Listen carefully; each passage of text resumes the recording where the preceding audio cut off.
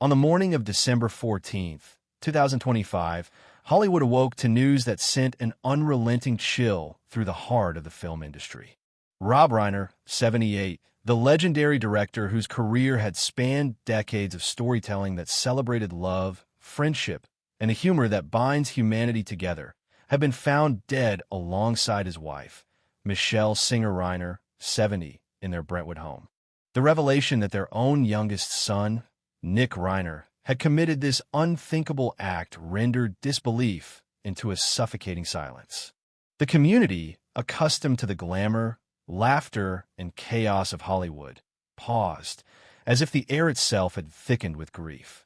Billy Crystal, Rob's closest friend and collaborator for nearly half a century, received the news and immediately drove to the Reiner home, his mind struggling to comprehend the reality.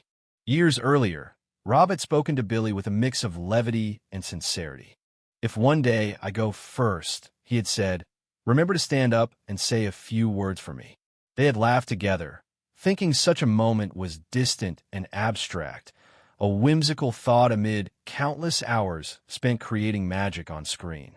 Now, the words carried the unbearable weight of prophecy. The promise, once lighthearted, had transformed into a call to bear witness to a life cut short in violence.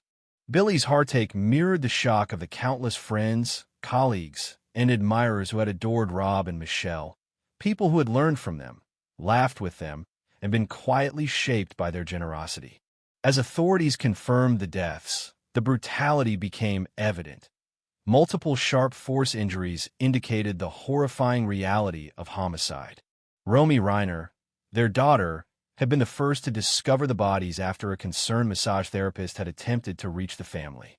The immediacy of the tragedy compounded the sense of vulnerability, the quiet horror of a family destroyed from within. Hollywood's pulse, once steady in its celebrity rhythms, faltered.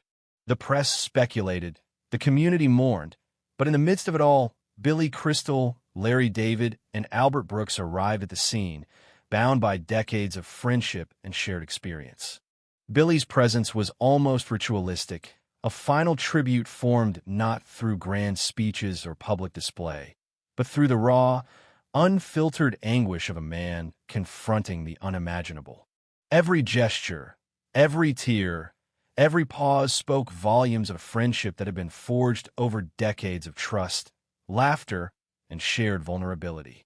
The world outside could not yet grasp the full depth of what had been lost, but those who knew Rob and Michelle intimately understood that a void had opened that no words could fill, a grief so profound it would linger in the hearts of those who loved them most.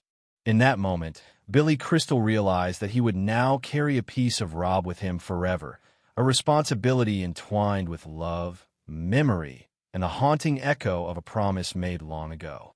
In the days following the devastating news of Rob and Michelle Reiner's deaths, the Reiner family faced a grief so profound it threatened to overwhelm them at every moment. The shock of losing both parents to an act of unimaginable violence was compounded by the public nature of their lives. The eyes of Hollywood and the world were inevitably drawn to the tragedy. Yet Romy Reiner, their daughter, knew instinctively that this farewell had to be intimate, personal, and protected from the prying gaze of media and strangers. She took upon herself the painstaking task of reaching out to each family member and friend, conveying the gravity of the moment while trying to shield the mourners from additional pain. Her voice trembled with every call, yet it carried a resolute determination. "My parents want us to meet one last time at the beach they loved. Please come so we can see them off together." Among the first to be contacted was Billy Crystal. Romy's voice broke as she explained the plan. Her words weighted with urgency and sorrow. Billy, speaking calmly yet with deep emotion, reassured her, "We are following your parents' wishes. I will be there." He understood that this was not a ceremonial duty, but a sacred promise he had made decades earlier when Rob had half-joked, half-seriously asked him to speak at his funeral. Now, that jest had transformed into a painful obligation, one Billy felt compelled to fulfill with every ounce of his presence and heart. Romy then methodically reached out to other close friends of her father, including Larry David, Albert Brooks, Norman Lear, and even former President Barack Obama and Michelle Obama, who had been frequent guests at the Reiner home. Each conversation was brief, but each one carried the raw weight of grief. At times, Romy had to pause mid-sentence, overcome by tears, yet she persisted, knowing the importance of gathering all those who mattered most. She was determined that her parents' final farewell would reflect the lives they had lived, genuine, intimate, and filled with the love and respect of those who had known them best. Meanwhile, her brother Jake assumed responsibility for the logistical orchestration of the funeral. Every detail fell under his careful attention, from arranging seating and lighting candles to placing white flowers around the ceremonial area. He ensured that the space was private enough to allow mourners to grieve without intrusion, creating a sanctuary where sorrow could be expressed freely. His hands trembled with the weight of responsibility, but his eyes remained resolute. "We have to honor our parents' wishes," he told himself repeatedly. They wanted peace, no noise, no media. The chosen location was a small, secluded beach in Malibu, a place the couple had once dreamed of watching their final sunrise together. On the morning of the funeral, a thin mist hovered over the shore, softening the sharp edges of reality and casting the scene in a muted, ethereal light.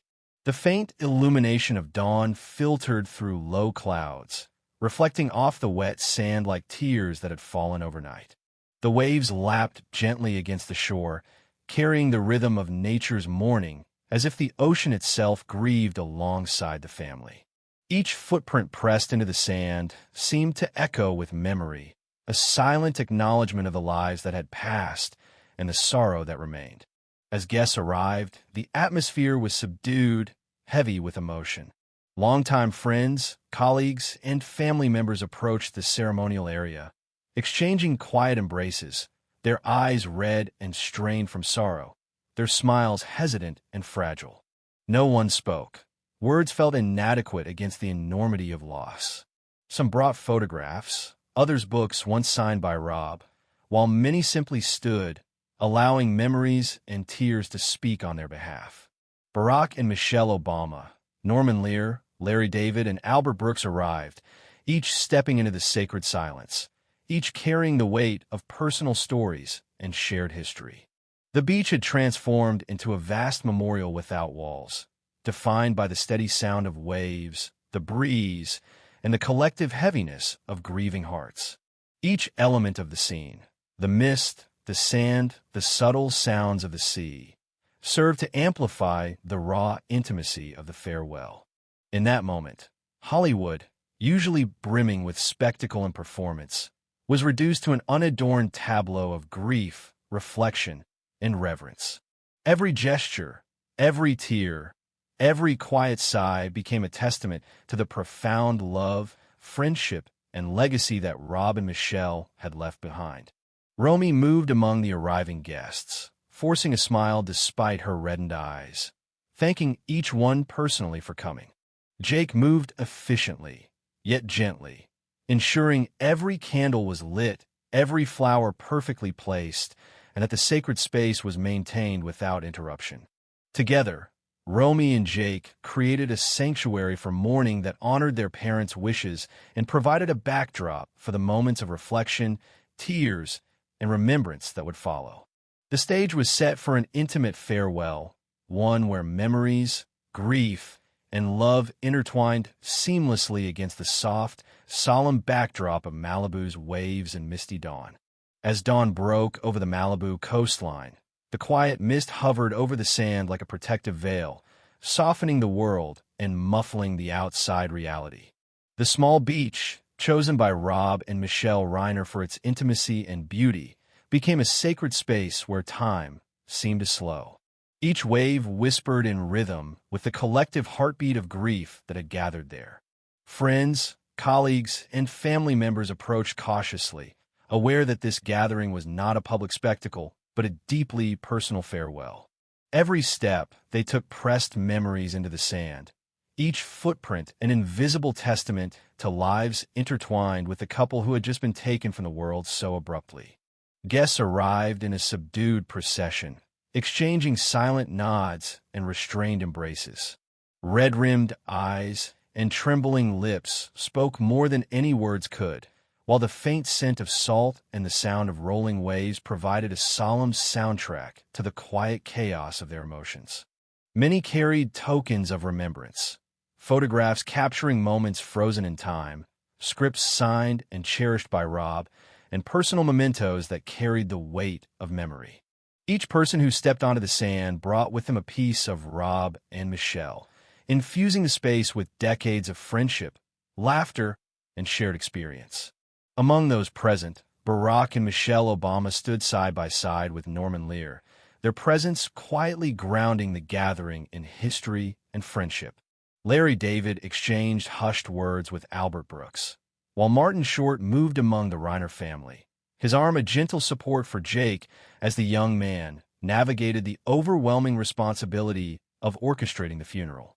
Romy Reiner, though consumed by grief, circulated among the guests, her face red, her hands trembling, yet she forced herself to smile, to acknowledge each person individually, to thank them for honoring her parents' wishes.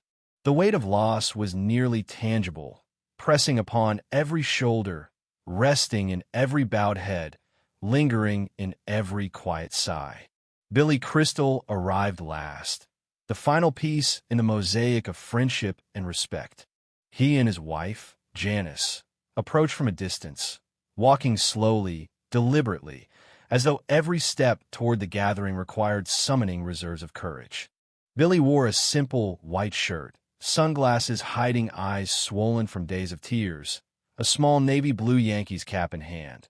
The very one Rob had cherished during the 1980s, a relic of countless shared moments on the sets of The Princess Bride and other projects. The cap was more than an accessory. It was a symbol, a vessel of memory, and a promise kept. Janice held Billy's hand tightly, a stabilizing anchor as they moved forward together. As Billy neared Romy and Jake, the world seemed to contract, the distance between past and present collapsing. He stopped, instinctively stepping aside as others quietly yielded to his presence, understanding the gravity of his arrival. Gently, he placed the cap in Romy's hands, his voice low, carrying a mix of sorrow and reverence.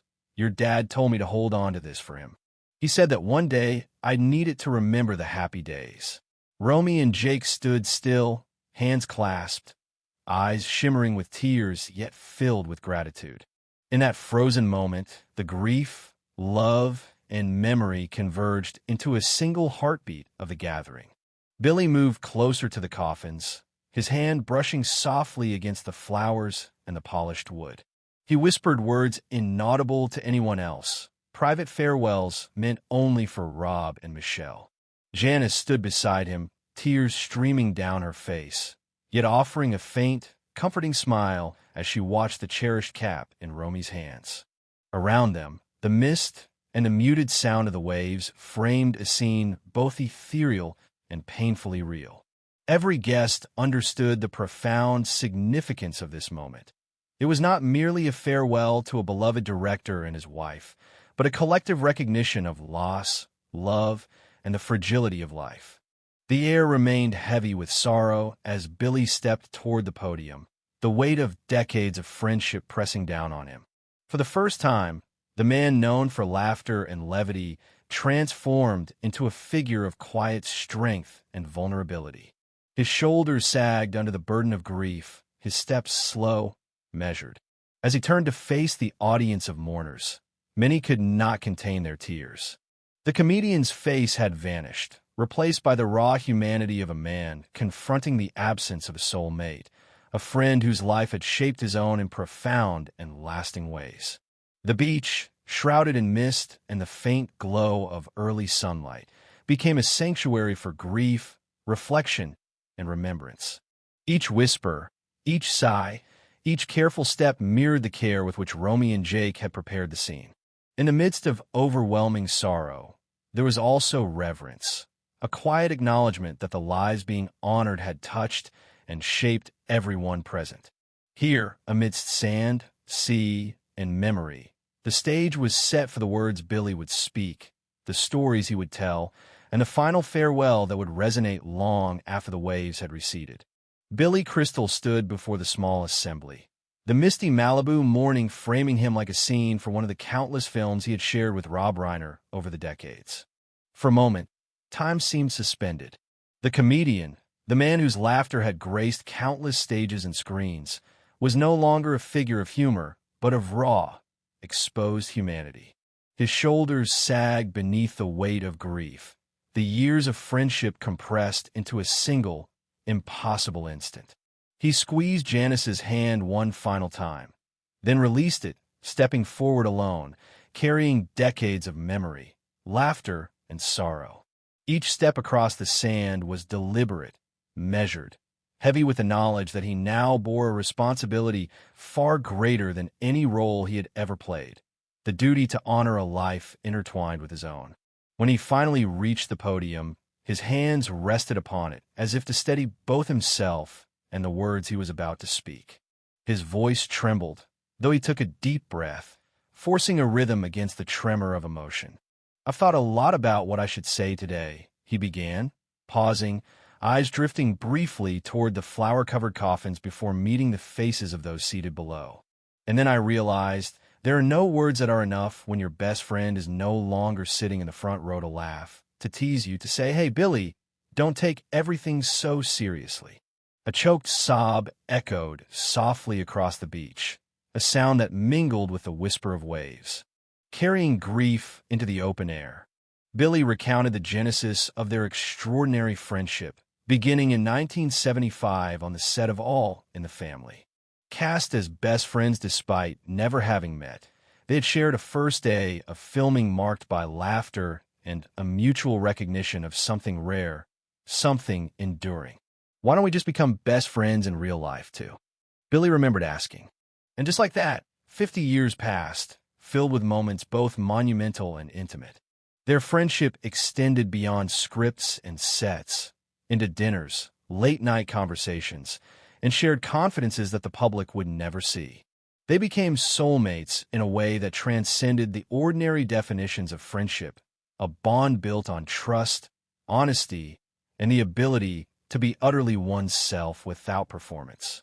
Billy spoke of the many milestones in their shared lives: Spinal Tap in 1984, The Princess Bride in 1987, and When Harry Met Sally in 1989. These were more than film projects. They were touchstones of mutual understanding and creative trust. Rob had chosen Billy for roles not because of fame or recognition, but because of a deep understanding of character, heart, and authenticity. Each anecdote Billy shared drew laughter, even through tears, as the memories of their collaboration illuminated the magnitude of what had been lost. He described how, through decades, their relationship had deepened with time and life experience.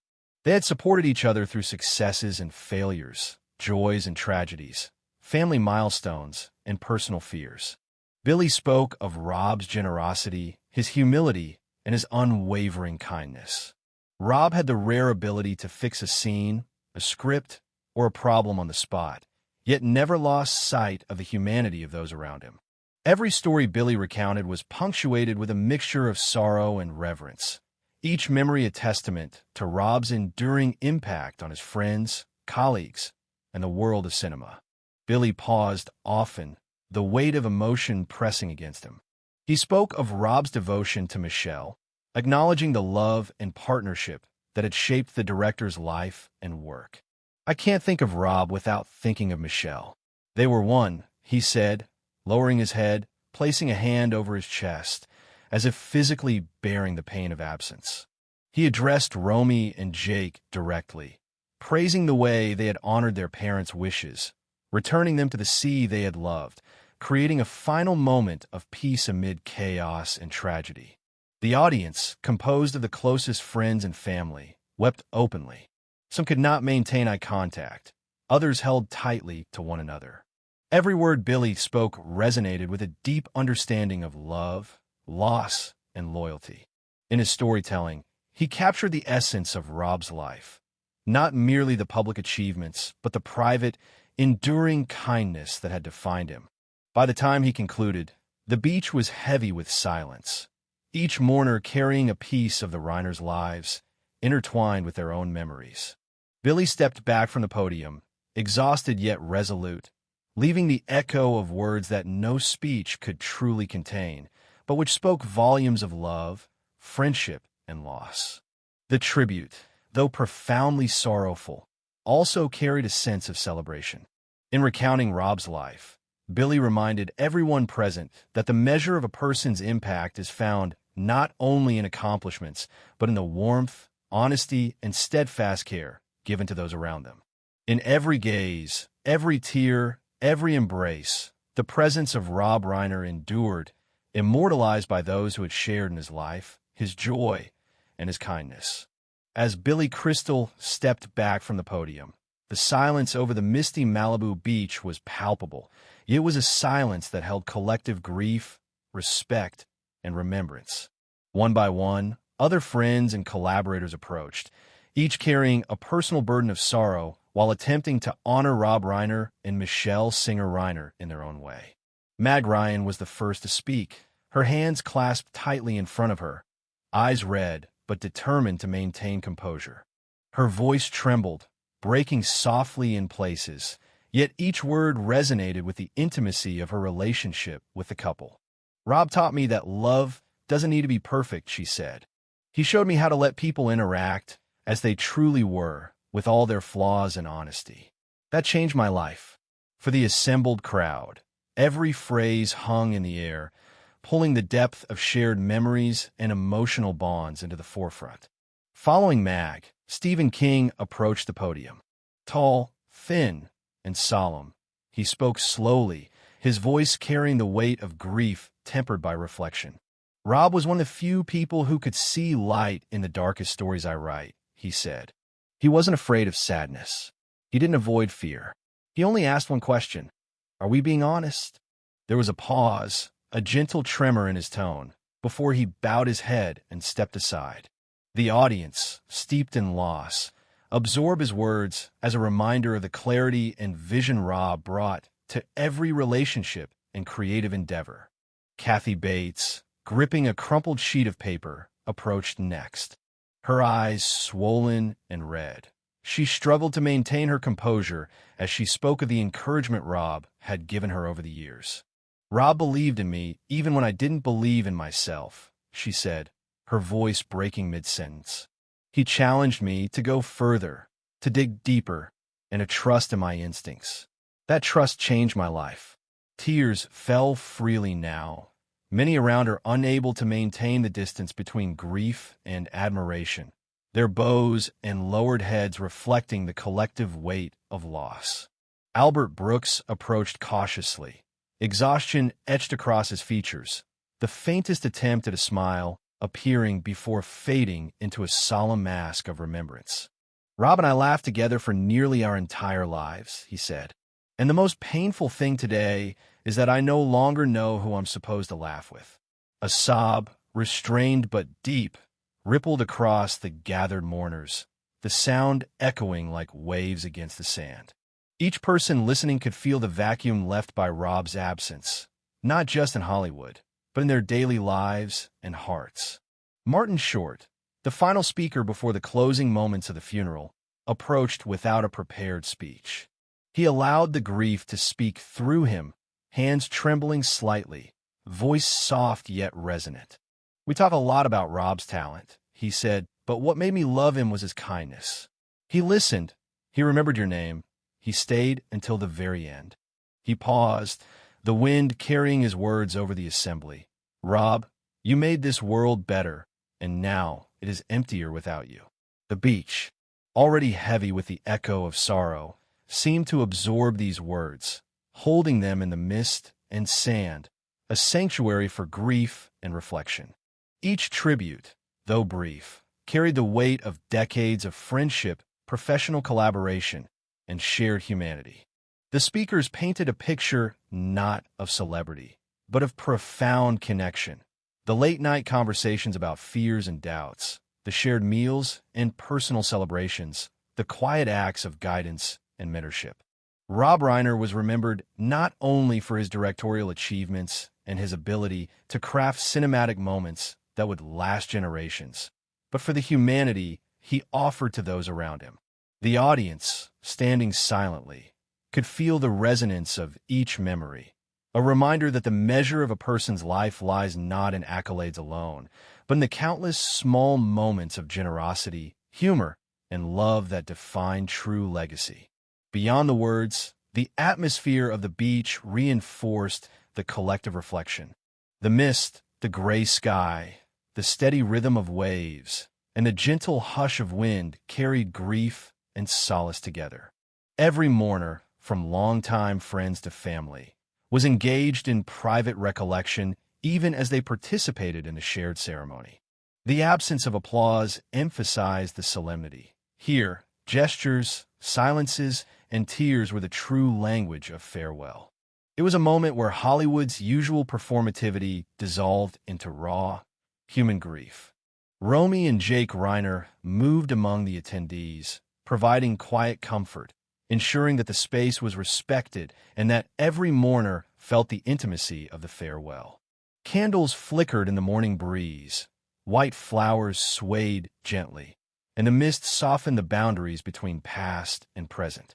In every embrace, every bowed head, and every tear-streaked face, the presence of Rob and Michelle was felt, their influence lingering, quietly guiding the hearts of those who had loved them. In this gathering, there was both sorrow and affirmation. Each speaker reinforced the impact Rob had made, not only as a filmmaker, but as a human being capable of lifting others through empathy, humor, and understanding. Every word spoken, every tear shed, every memory recalled served as a bridge between grief and gratitude, a testament to lives lived fully and the profound difference one person can make in the lives of many. Amid the profound sorrow of the Malibu beach funeral, a shadow of complexity and tension lingered. Beyond the grief that hung in every tear and whispered memory, there existed the painful reality of why Rob and Michelle Reiner had been taken from the world so violently. Their youngest son, Nick Reiner, had committed the unimaginable act of murdering his parents, and the circumstances surrounding his actions added layers of tragedy and incomprehension for the family, friends, and community. Nick's history was one of struggle, marked by severe mental illness, specifically schizophrenia, with symptoms that had intensified in the period leading up to the tragedy.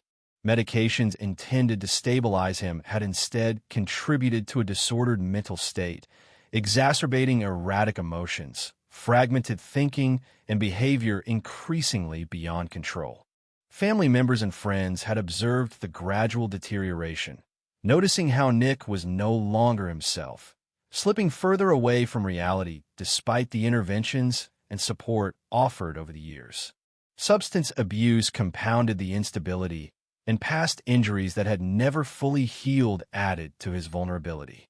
Multiple attempts at rehabilitation, persistent support from his family, and interventions that had once provided hope now seemed insufficient against the convergence of mental illness and addiction.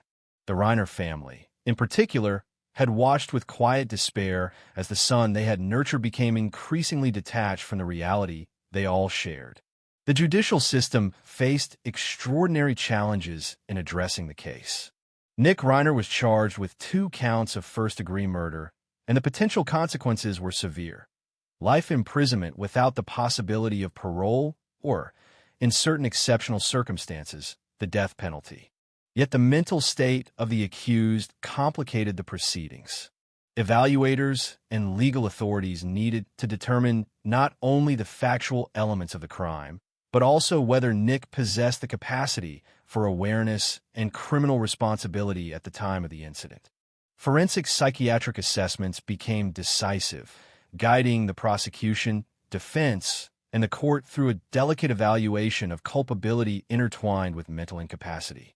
As the family navigated these legal realities, the private nature of the funeral reflected their desire to protect their grief from intrusion and to honor the Reiners' lives without distraction.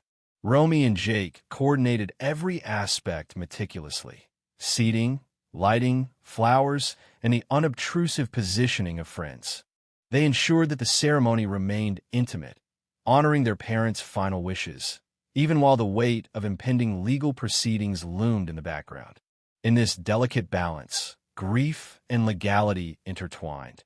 Each mourner carried the knowledge of the tragedy that had precipitated this farewell. Billy Crystal's tribute, while deeply personal and moving, existed against this backdrop. The enormity of his loss, combined with the shocking circumstances of Rob and Michelle's deaths, added layers of emotional complexity to his words. Every anecdote of their friendship, every shared laugh from decades past, now carried an undertone of impermanence, the stark reminder that even the closest bonds cannot shield one from unforeseen catastrophe. The juxtaposition of profound friendship with sudden, violent loss amplified the grief of all present, creating an atmosphere where the heartache of loss was inseparable from the shock of circumstance. For the Reiner family, this duality, mourning their parents while confronting the legal and psychological dimensions of Nick's actions, was almost unbearable. The private funeral served as a sanctuary, a brief reprieve from the impending scrutiny of courts and the press. Yet even within that controlled space, the emotional reality of the situation was impossible to ignore. The presence of friends like Billy Crystal, Larry David, Albert Brooks, and others offered support, but it could not lessen the pain of grappling with the mental health crisis that had culminated in tragedy. Legal experts involved in the case emphasized caution, noting the slow and deliberate pace of the judicial process. Each step required careful consideration of evidence, testimony, and the results of psychiatric evaluations. The weight of the law intersected with the profound human dimension. A family torn apart by violence, committed by a son they had once believed could be helped, a son whose capacity for reason had been overwhelmed by illness, and a world struggling to comprehend the loss of two extraordinary lives. The convergence of grief and legal uncertainty shaped every interaction, every reflection, and every decision during the funeral. While guests honored Rob and Michelle's lives through stories, tributes, and silent remembrance, the specter of the case remained.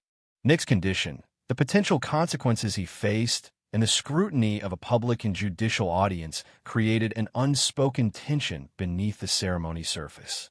Despite this, the family and friends present focused on love, memory, and honoring the Reiners' wishes, allowing the emotional reality of their lives to take precedence over the legal complexities surrounding their deaths.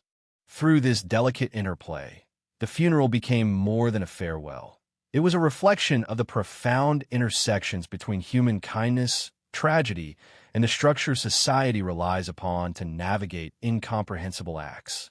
It was a space where grief was acknowledged in its fullness, where love and memory provided solace, and where the fragility of life and the complexity of human psychology coexisted in quiet, heartbreaking symmetry. As the sun climbed higher over the mist-laden Malibu beach, a hush settled over the small gathering, a quiet reverence filling the space where grief and love intertwined. Romy Reiner, with Jake standing steadfastly by her side, stepped forward to deliver the final words that would mark the farewell of Rob and Michelle Reiner. Her voice, trembling yet steady, carried the weight of their lives, their love, and their enduring impact. She read aloud the message her parents had left behind in their will. Live well, love one another, and don't forget to laugh every day. We are leaving, but we hope you will continue to see the light in dark days.